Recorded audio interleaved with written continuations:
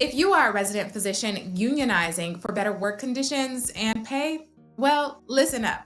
Because you are fighting for better rights, but if you're not making your money work for you, then what's the point? Today, I'm sharing the essential rules to building wealth consistently. Follow these tips to ensure that your demands not only get met, but also become this launch pad for financial success.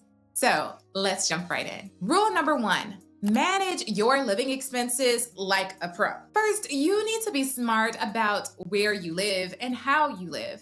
As a resident physician, you're not going to spend much time in your apartment anyways, so you don't need luxury now. They call you a resident physician for a reason. You will be spending a significant amount of time in the hospital. And honestly, as a resident physician, your paycheck, although you might have advocated and unionized, it isn't what you will be paid as an attending. So choose to rent in a low cost area. And honestly, when you think about how much you should be spending, you want to use the rule of 30.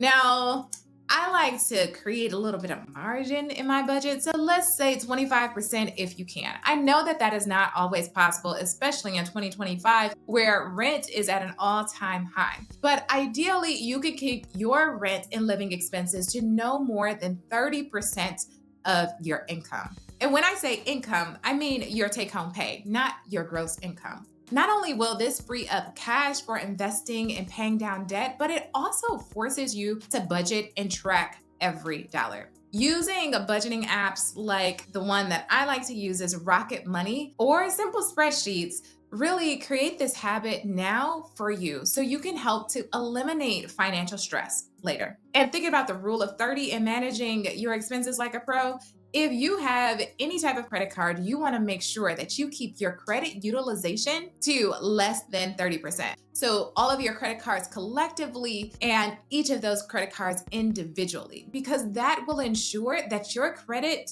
stays intact. So when you want to move to a new apartment, purchase your home, get a new car, you can ensure that you have the appropriate credit score to do so. Rule number two, leverage every single work benefit available to you. Rule number two is all about maximizing your employer perks. And if you want to learn more about how to maximize your employer benefits, then you can watch this video right here. When I was a resident physician not too long ago, I got the benefit of getting a discounted gym membership. So I didn't go to look for anywhere else. All I needed was a space that was warm, that was clean, and had a few weights and exercise equipment. And that is exactly what I used. I went there and I exercised and I got it done. There are so many unused benefits that you have access to as a resident physician. You might also have additional benefits like discounts for entertainment, such as sports events or other types of museums. Leveraging these discounts will help you to foster in moments of joy when you are not working in the clinic or the hospital. Don't leave this money on the table. These extras aren't just freebies. They're real savings that can help you live well without spending so much out of pocket. And hey, if your workplace offers them, you also want to optimize your professional development resources. Take advantage of them to boost long-term earning potential, like understanding new things at your job. And while you're doing that, you can enjoy a free or discounted vacation. Number three, build a rock-solid safety net. Now, I cannot emphasize this point enough because when I see people getting in trouble with debt, it is often because their emergency fund is not fully funded. I have a whole video on how much you should fund your emergency fund based upon the literature, based upon your risk. You can watch that video here. But to summarize, residency can be unpredictable. Like I've seen people break their limbs, have babies, or have a familial emergency. you want to have at least $2,500 in your emergency fund to help to cushion you. The ideal amount is 3 to 6 months, but that's not the amount for everyone. You should watch this video here to understand exactly how much you should keep in your emergency fund. Because remember, if you have that money just sitting and not working for you, you could be missing out on other opportunities. 3 to 6 months is not the amount for everyone. So watch this video to find out what the right amount is for you. And you might be thinking, okay, after I save the money, where should I save it? A high yield savings account will allow your money to grow just a little bit as you're keeping it safe and sound to protect you from those emergencies. And honestly, you will be glad that you have that emergency fund, especially if you have some type of relocation expenses or medical emergencies. It just gives you that peace of mind, but it also keeps you from dipping into investments when life throws you a curveball. All right, rule number 4 is to optimize your retirement investments and taxes. And I know you're like, Brittany, I just started this job. I am just a resident. Why am I thinking about retirement? And that is why rule number 4 is a double whammy. Investments for your future and optimizing your taxes will help you to save time. You work so hard for your money. Why not employ your money to work hard for you? When you start thinking about these, especially as a resident, you get to maximize your opportunity of the lower income.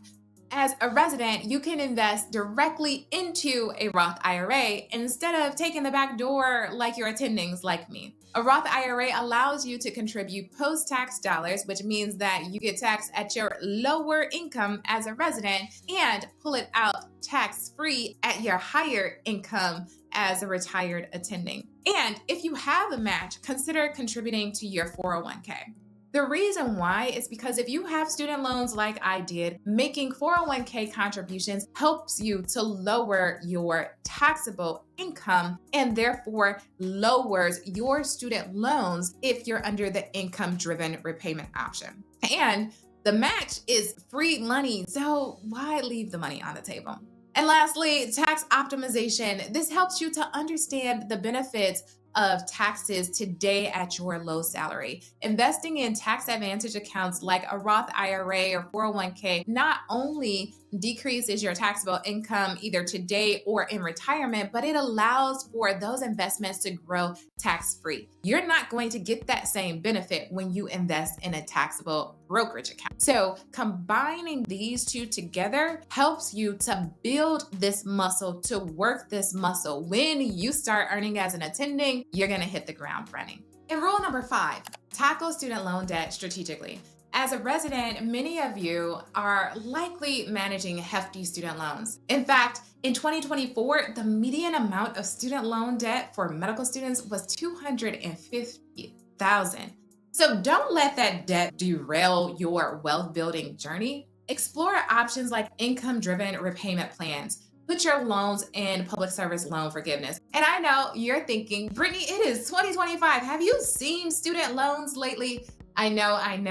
Student loans have been so chaotic lately. And this is why it is imperative that you start to learn how to create a student loan strategy. Dive into understanding the income-driven repayment options and what that might mean for you. Have conversations with yourself of if you want student loan forgiveness or if you're someone like me who just wanted to pay off my student loans and do a refinance. Either way, starting to reflect on your student loan strategy can save you thousands of dollars now or later as you are paying them off. Honestly, if I had to do it all over again as a resident physician, I would still put my loans in the public service loan forgiveness. And after I graduated from residency or fellowship, at that time, I would think about maybe refinancing my student loans depending on the economy. And as you're saving up in your high yield savings account, you can put a little bit of money away for those student loans in attendinghood. But honestly, you want to make sure that you are creating a strategy, that you are thinking about what you would like to do with your student loans so that when you become an attending, you just don't have that interest accumulating for years and years and years, like a lifelong subscription. It's not supposed to be that way. You can definitely pay off your student loans fast and creating a strategy and thinking about it in residency will help you to do so. And rule number 6, use reward credit cards wisely to add joy and build wealth. I am not at all about you creating debt with your credit cards. We don't want to carry balances on our credit cards, but using the rewards can really offer some great advantages. Some cards offer travel points or cash back on rent and everyday expenses, like the Built card here. I love the Built card, even as a homeowner, because not only am I paying my HOA fees using a credit card, but I also get points and rewards that I can use to travel.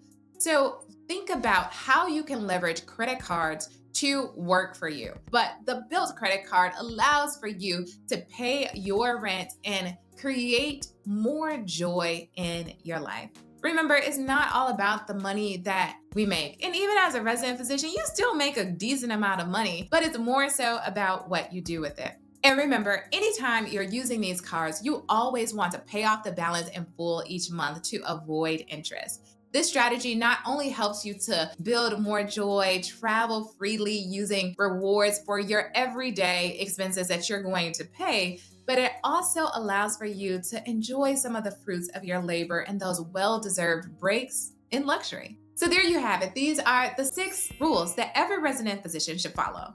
As you are seeing patients on the wards, you are mobilizing and unionizing, you can make sure that you're leveraging your income every step of the way. And I assure you, if you can do these 6 rules, once you reach your full attending salary, you're going to have so much leverage to continue to build wealth and hopefully retire early. Well, thank you for watching. Make sure that you hit the subscribe button, give this video a thumbs up, and share it with a fellow resident. Remember that sharing is caring. And unfortunately, in our medical training, they don't really teach us about money. So help your fellow resident out, nurse, therapist, friend, lawyer, dentist, whomever, and share this video. And if you learned something today, can you just put a single comment in the comments? It really helps my YouTube channel to get promoted and the algorithm to send it to more people. So thanks for watching, and I'll see you in the next one. Bye-bye.